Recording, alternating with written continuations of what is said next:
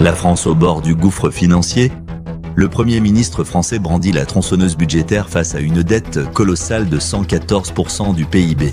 Mais l'histoire se répète depuis la Révolution française de 1789. 2 siècles et demi plus tard, la France traverse une crise fiscale majeure qui rappelle étrangement celle qui força le roi à convoquer les États généraux pour approuver de nouvelles hausses d'impôts. Aujourd'hui, la dette publique française atteint des sommets vertigineux et le pays joue avec le feu fiscal depuis des décennies. Le Premier ministre FR l'a déclaré sans détour, nous sommes au bord d'une crise fiscale similaire à celle de la Grèce. La seule solution pour sortir de ce chaos consiste à appliquer des coupes budgétaires drastiques. Mais la France n'est pas l'Argentine et les Français maîtrisent parfaitement l'art de descendre dans la rue avec des torches pour protester contre l'austérité. Une autre option pourrait consister à augmenter encore davantage les impôts, mais la France figure déjà parmi les pays avec la charge fiscale la plus élevée au monde. Augmenter les taxes pourrait provoquer un effet de rebond qui réduirait les recettes fiscales à long terme. Les politiciens se trouvent face à un dilemme crucial et compte tenu de l'aversion des Français pour les coupes budgétaires, cette opération tronçonneuse pourrait n'être qu'une solution temporaire. Le plan du Premier ministre peut-il réellement résoudre le problème? Assistons-nous au début d'une révolution libertarienne en Europe? Comment expliquer qu'un politicien français risque d'embraser les rues? Chaque fois qu'un gouvernement propose des coupes ou des augmentations d'impôts, les politiciens d'opposition, les syndicats et la moitié du pays sortent défendre le statu quo. La France constitue le meilleur exemple de cette résistance avec un fait saisissant. Le gouvernement français n'a pas adopté un seul budget équilibré depuis plus de 50 ans. Cela représente un demi-siècle de dépenses supérieures aux recettes. Et durant les 20 dernières années, ces déficits ont été constamment pires que la moyenne de la zone euro. Le résultat montre que la prime de risque française commence à décoller. Les investissements se tarissent et il devient de plus en plus coûteux pour le gouvernement d'emprunter. Plus l'emprunt devient cher, plus le gouvernement dépense, poussant la dette encore plus haut et le cycle recommence. La France paye déjà plus d'intérêts sur sa dette que l'Italie ou la Grèce, ces pays méditerranéens que personne ne voulait fréquenter il y a quelques années. Durant les années de crise de l'euro, le terme PIGS désignait les pays du sud de l'Europe qui avaient des problèmes similaires et maintenant la France se trouve dans une situation pire. Comment la deuxième plus grande économie de l'Union européenne a-t-elle pu atteindre ce point critique? Pour comprendre cette dégradation, il faut examiner attentivement l'évolution des comptes depuis 2016 années de l'arrivée de Macron sur la scène politique avec un tournant inattendu. Au début, tout semblait bien se passer durant ces premières années. Il réussit même à réduire le déficit en dessous de la barre symbolique des 3%. Tout aurait continué ainsi sans les réductions d'impôts massives de Macron qui, en laissant de côté l'impact ponctuel du Covid, révèlent que le problème n'était pas tant l'explosion des dépenses publiques qu'un effondrement des recettes fiscales.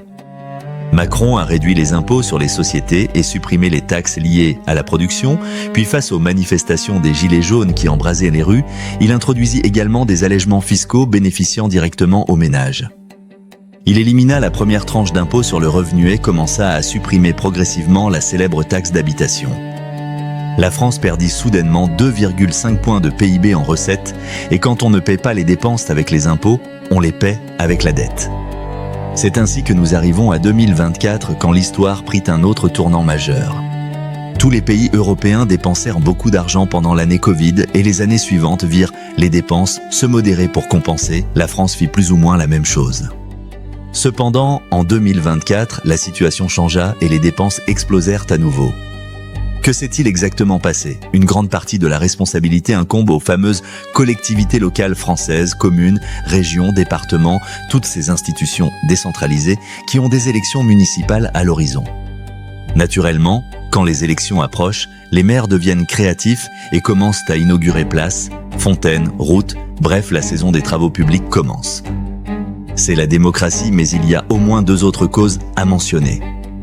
En France, les pensions sont automatiquement indexées sur l'indice des prix à la consommation.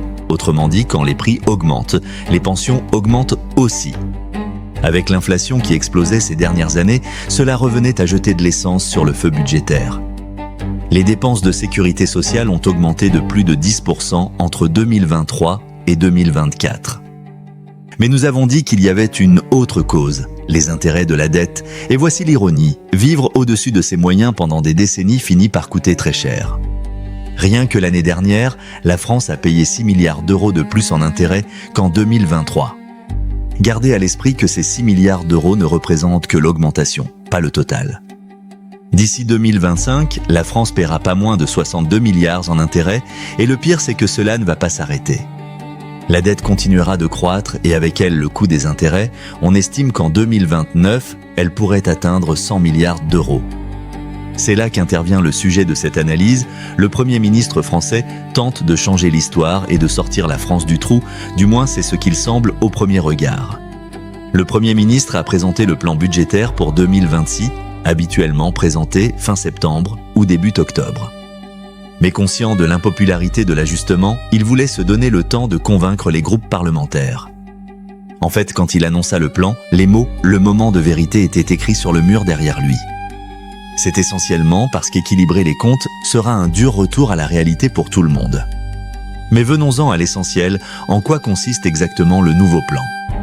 Ce dont on a le plus parlé dans la presse, ce sont les 44 milliards d'ajustements, ce qui équivaut à plus d'1,4% du PIB français. Mais la vérité, c'est que tout n'est pas des coupes, le plan ne se concentre pas uniquement sur l'équilibrage des comptes.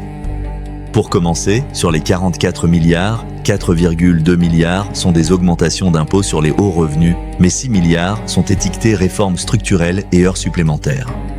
Cela ne fait pas référence aux impôts ou aux dépenses, mais à l'argent que l'État entend collecter en utilisant des méthodes quelque peu inhabituelles. Un exemple, éliminer les jours fériés, spécifiquement le lundi de Pâques et le 8 mai, date commémorant la fin de la Seconde Guerre mondiale en Europe. L'objectif consiste à augmenter les heures et heures de travail et par conséquent les recettes fiscales. Comme vous pouvez l'imaginer, le parti de Marine Le Pen est furieux. Ils ont qualifié la proposition de provocation et des attaques directes contre les racines culturelles françaises. Cependant, le plus gros ajustement de tous sera sans aucun doute l'année blanche. Connaissez-vous le mixeur de Milei ? C'est une technique de réduction des dépenses en profitant de l'inflation. L'année blanche, c'est la même chose. Certains postes comme les pensions sont automatiquement ajustés en fonction de l'IPC. L'année blanche consiste à ne pas les revaloriser. Cela fera économiser 7 milliards à l'État. En plus de cela, les franchises médicales augmenteront et les Français devront payer davantage de leur poche pour accéder aux médicaments. D'autre part, et aussi comme Milei, l'emploi de fonctionnaires sera réduit et les agences gouvernementales verront leur financement coupé de 10 milliards d'euros. Pour vous donner une idée, ce plan envisage le licenciement de 3000 travailleurs. Non seulement cela, mais le Premier ministre cessera de renouveler un tiers des postes qui deviennent vacants en raison de la retraite. C'est un plan radical, une véritable tronçonneuse, le Milei francisé. Le problème de la France est si massif que tous ces ajustements ne font qu'effleurer la surface. Supposons que le plan se déroule comme prévu, ce qui compte tenu de la situation politique est déjà beaucoup demandé.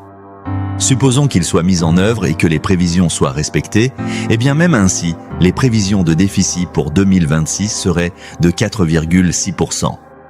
Et je répète, ceci en supposant que les prévisions soient respectées, car en politique, ce qui est estimé est une chose, et ce qui arrive finalement en est une autre. Par exemple, le budget 2024 avait un déficit 1,6 point plus élevé que prévu. Et savez-vous ce qui est le pire de tout ? La géopolitique va être de l'huile sur ce feu. Comme le reste des pays de l'OTAN, la France prévoit également d'augmenter ses dépenses militaires. Macron a exigé de la part de son Premier ministre d'augmenter les dépenses militaires de 3 milliards l'année prochaine et 3,5 milliards l'année suivante. En fait, cela pourrait être la vraie raison pour laquelle un politicien français propose soudainement des coupes. Dans tous les cas, même si nous critiquons le plan, nous devons reconnaître que c'est un pas dans la bonne direction. L'alternative serait d'augmenter les impôts, et ce serait un énorme problème. Voici une carte de l'Europe qui montre les pays avec la charge fiscale la plus élevée dans des couleurs plus sombres.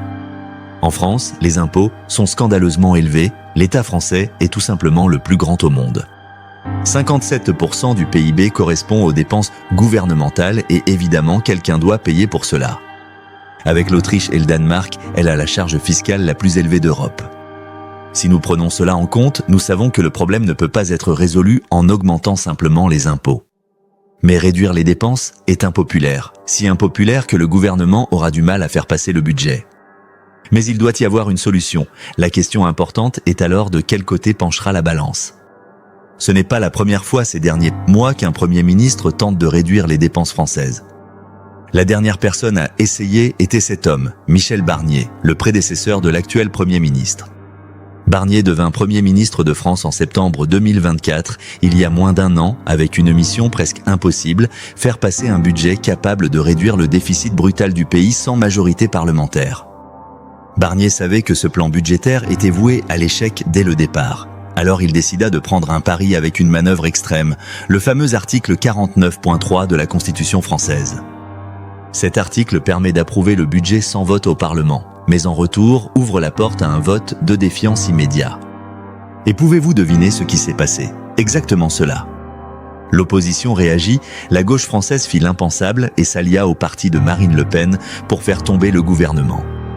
Le budget tomba et Barnier lui-même tomba, la seule issue fut de recourir à une loi spéciale pour prolonger le budget précédent.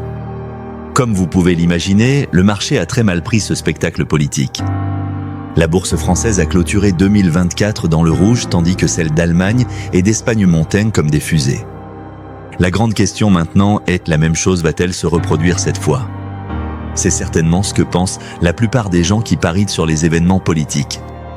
Après la révélation du plan, les chances que Barnier soit envoyé en vacances, tout comme Napoléon, ont bondi de 15 points de pourcentage. En fait, l'ancien Premier ministre Barnier a enduré 8 votes de défiance, 8 en quelques mois seulement, et n'a pu rester en fonction que parce que le Rassemblement national a décidé de le maintenir à flot. Mais cela ne durera pas éternellement, car ce parti et la gauche française ont dit en termes clairs qu'ils soutiendraient une motion de défiance si Barnier allait de l'avant avec ses plans. Barnier a eu quelques mois de négociations extrêmement difficiles, durant lesquels il céda et présenta un plan encore moins ambitieux. À ce jour, et face à la même situation qui se présente avec le Premier ministre François Bayrou, l'opposition pourrait à nouveau prendre position contre les mesures d'austérité, position in fine politiquement la plus bénéfique à venir. Je suis sûr que vous ne serez pas surpris d'apprendre que nos voisins du Nord sont très vocaux concernant leurs revendications. Nous avons commencé cette analyse en mentionnant la Révolution française. Les habitants de Paris furent les premiers à se soulever contre les abus de l'Ancien Régime.